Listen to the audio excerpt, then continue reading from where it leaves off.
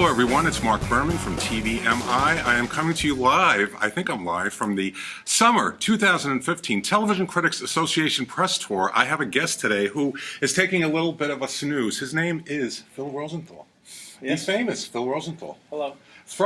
I have to introduce you and say you are the creator of Everybody Loves Raymond. That's big. Tell the That's people. big. Yes. That's big. Phil and I have known each other a very long time. Okay, Phil. Oh, time to wake up. All right, here we are. Okay, here's the deal with us. I'm going to act like my parents when they're Skyping with me. Is this on? This is all I see with my mother. Are we? Can you see me? Are we good? Hello? Now, here's the thing. You and I, we've known each other a long time. I think we're the same age. We come from the same place. 25? We're a little older than 25. Times it by 2. Yes. Add a couple of years. You got it. That's about what we are. We're both from Queens. Queens, New York. Right. Cheers. Queens, New York. I had the great opportunity to meet you many years ago. I was a big fan. I am a big fan of Everybody Loves Raymond. And every week I would write about it, and I'd write about it, and write about it, and I think you responded one day. I think that's how we met initially. Well, right? Not only were you writing about it, but you were where I kind of got the news of the ratings, right? Yes. You would tell me how we were doing. And I think we had to check in with you to see if we were still alive. Every Tuesday morning. Yeah. You would get your ratings, and I still do that. And winners and losers. I want to thank you for making up big numbers. I made up a lot of big numbers. I kept you on the air for 9 years. Yes. I wanted you to air longer than 9 years. And we just mentioned this. I'll mention it now. I remember at the time emailing you and saying, is there any way we can get a 10th season? And you were saying, well, I don't know. We don't really have too many storylines. Right. And I gave you 10 of them. I gave you a list of 10 storylines. I think now that, enough time has passed, it's been like 10 years since we've been off the air. I can tell you, these ideas were terrible. And it's why we had to leave, because you didn't have better ideas. I wanted to get Amy pregnant. So does everybody, but I did it twice. But by the way, Amy, yes, the wonderful Monica Horan is your wife in real life. Yes. How do you think she got the part? She slept with the producer. That's how it happens in Hollywood, ladies and gentlemen. I recommend it. Well, she did very well, but congratulations on that. Thank you. And we're here at the PBS portion of the press tour because you have a series coming up on PBS. Yes, I got that sweet, sweet post-Antiques Roadshow spot. You've got a great slot. You've got a great idea for a show. Tell us what the name of the show is. I'll Have What Phil's Having. And what does I'll Have What Phil's Having? I know what it's about, but you tell everybody, what is it about? I travel the world and I show you where to eat. Right. And how did this come about? I did a movie called Exporting Raymond. Did you see that? Yes. Where I went to Russia and I tried to help the Russians turn Everybody Loves Raymond. There's a documentary about going to Russia, trying to help them turn Everybody Loves Raymond into Everybody Loves Kostya. And we documented the whole procedure, and it turned out very funny, funny to everyone else but me. But PBS saw this and said, we like the idea of you going places. I said, what do you mean? I'm not going to go do that again in another country. I mean, we are doing that, by the way. We're in India opening, like in 2 weeks. It starts in India with their people.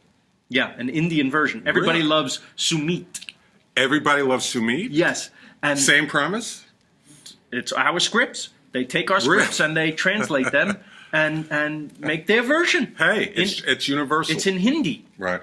Okay, so I said, but you don't need to see me do that again. So I said, no, we just like the idea of you going places. I said, so does my wife.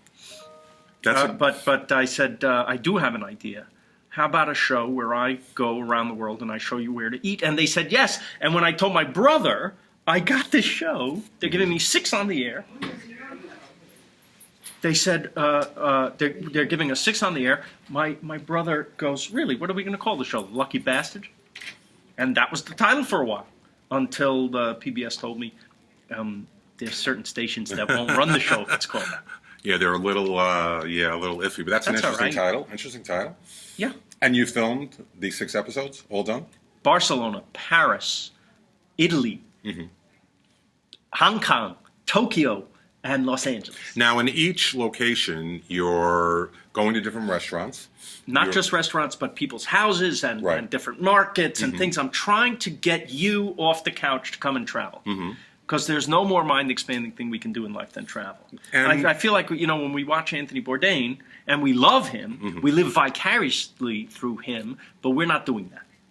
I'm not going to Beirut and getting shot at. Right. I'm not going and flipping my dune buggy over in the sand. So you went to these different locations and you scouted out where you wanted to go? Yes.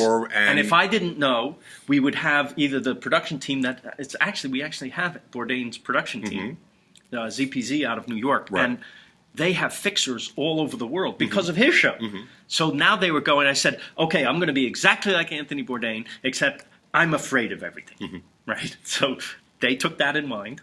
And I said, I want to get the audience who watches Bourdain but would never do what he does, like me, to motivate them to and let them know that the world is a beautiful place, comfortable place too, that you can go. And, I'm hitting the greatest hits of travel in the first 6. So what are you? You're going, you're visiting places, you're cooking, you're talking, you're visiting, you're eating, laughing, just like you and I having a conversation, we'd be eating. Absolutely. There'd be a meal here. In fact, that's the worst thing about this interview is that we're not eating. We're not eating. Yes. I should have brought food. I have coffee. That's like you. I have water. Nice. I have to be honest, though. The food so far at the store hasn't been the best. Why don't you talk to me? You're in my town. I can help you. Although, I did get to In-N-Out Burger. What'd you think? Amazing. That's Bourdain's first stop when he comes? Is it? Oh, he's crazy about In-N-Out. He did a whole show about In-N-Out Burger. Yeah, it's something about the burger and that sauce, but another delicacy here that we don't have in New York. Yes. That we had when we were growing up in New York, we had Jack in the Box tacos. Oh my God. Right? Yeah, I got so sick on Jack in the Box once. You know how if you're ever a kid and you throw up from a meal, you never want that meal again? Right? Yes. So it's like that. I can never do pizza and orange juice again. Pizza and orange juice?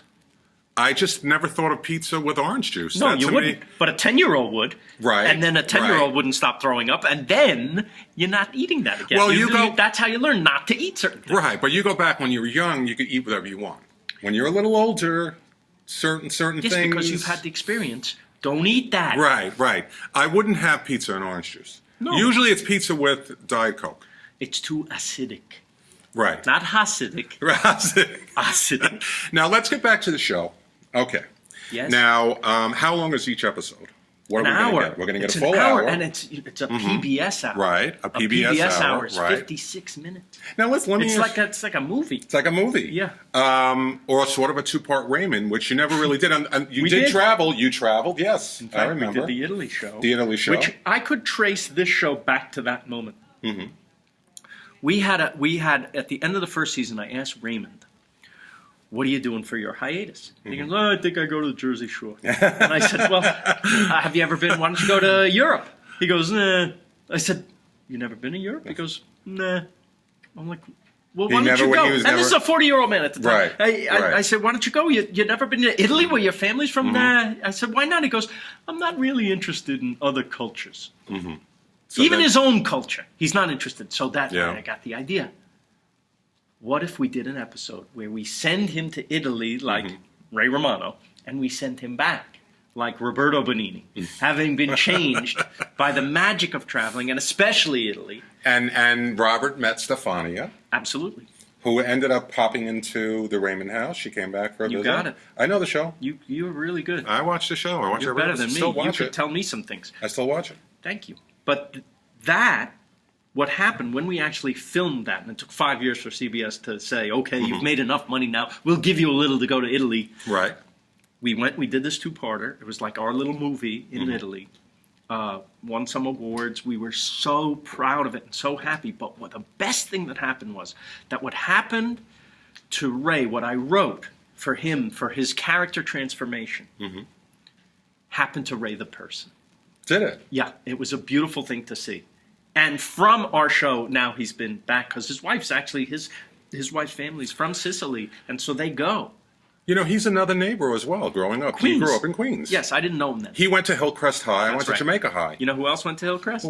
Fran Drescher. I lived around the corner from Fran Drescher. Yeah. The nanny. That was her voice, by the way. She really sounded like that. She still does. As a 10-year-old girl. Now, listen, we're having a great conversation. I have a time limit on this, so what I'm going to do is I'm going to say goodbye. Goodbye. Go for my nap. We're going to call this, he's going to go back to sleep. This is part 1, but you'll come back for part 2, right? I'll wake you up. So I will be back tomorrow with Phil Rosenthal for part 2 of this very interesting conversation about your new PBS show. See you back tomorrow. Take care.